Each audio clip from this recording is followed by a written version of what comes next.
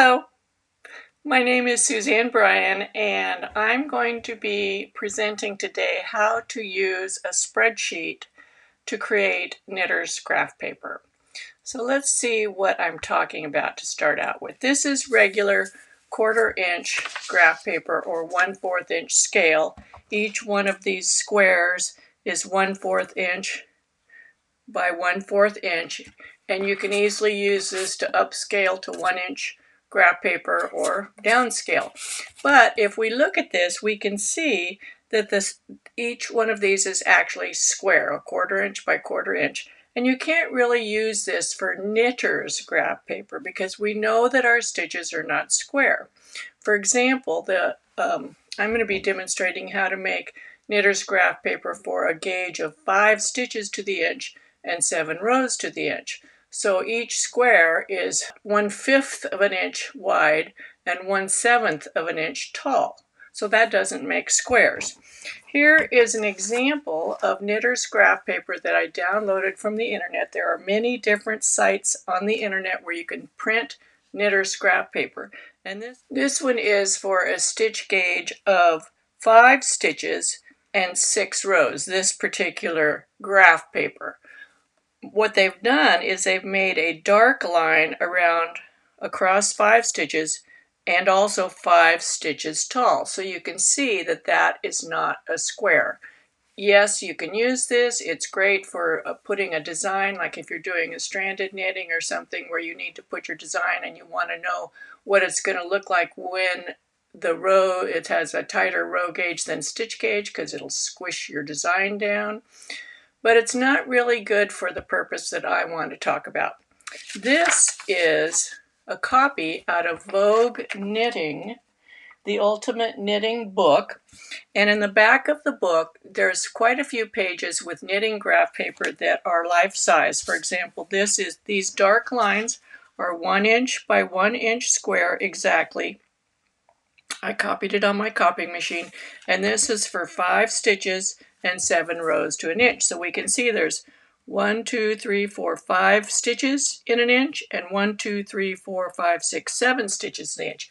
This is much more practical to use if you're going to be taking a design like your schematic, which is drawn out on 1/4 inch graph paper, 1/4 inch scale, and moving it over to knitter's graph paper to see what your row gauge is here and what your stitch gauge is. This is knitter's graph paper that I created on my spreadsheet. And this is 5 stitches and 7 rows to the inch. And so we can see we're getting 1, 2, 3, 4, 5 stitches, 1, 2, 3, 4, 5, 6, 7 rows. And yes, it measures exactly 1 by 1. So this would be life size of your stitches. This is very practical. So let me show you how to do this. Okay, so I'm going to show you how I created this spreadsheet. I'm using numbers, but this would work just as well in Excel. So I have my spreadsheet here, and these are exactly 1 inch wide, 1 inch tall. It's 5 stitches wide, 7 rows tall. So it's for a ratio of 5 stitches and 7 inches, and I put that in there to identify it. So how did we create this? Let's start by just inserting a new sheet. And I'll show you from scratch how I made it.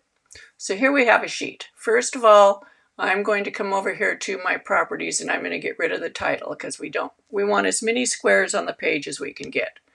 And then I'm going to remove the headers.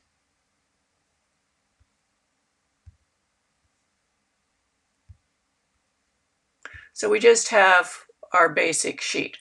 Now, if we look over here in our table properties, we can see that we can set the height and width of the cells.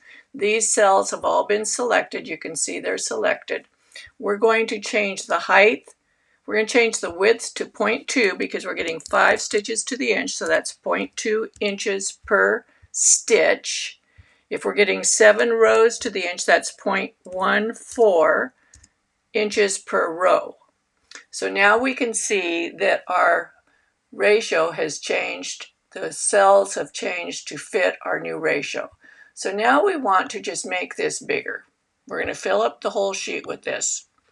So now we have, that was super easy, wasn't it?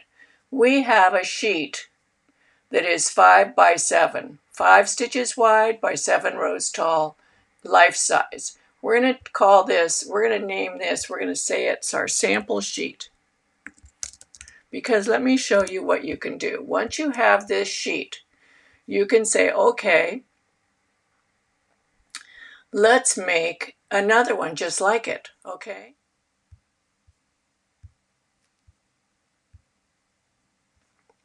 Okay, so if we go right here and we click the down arrow, we can hit duplicate and it makes another sheet over here. So now we have a new sheet.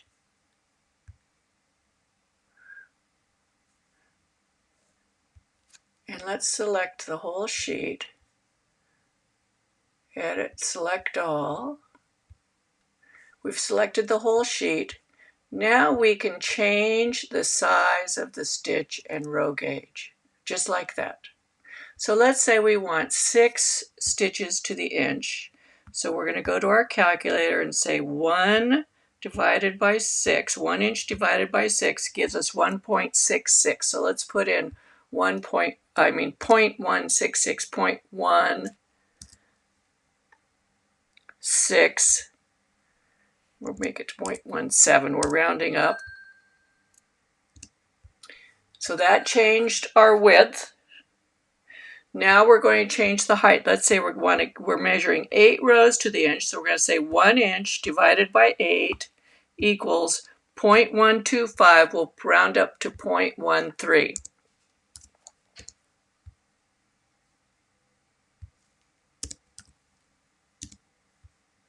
So it's changed our table. Can you see that? How it changed the table. So now we're going to call this, we're going to rename it, and we're going to call this 6 to 8. That's our ratio for this sheet. This one is going to be our sample. Now we're going to learn, so we've created this one 5 to 7, but we want to make our inch markers, okay? We want to mark off each inch because it makes it much more usable. First thing let's do, let's select all, and let's make the background squares a different color. So we're going to choose this, and we're going to choose the border style of 0.35, and we're going to make them blue.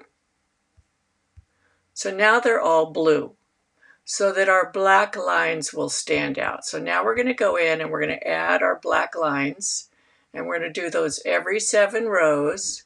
So we're just going to put a line, and we're going to make it 0.1, and then we're going to copy that. Control C, and we're going to put it every inch, which is every 7 rows down the page, etc., etc.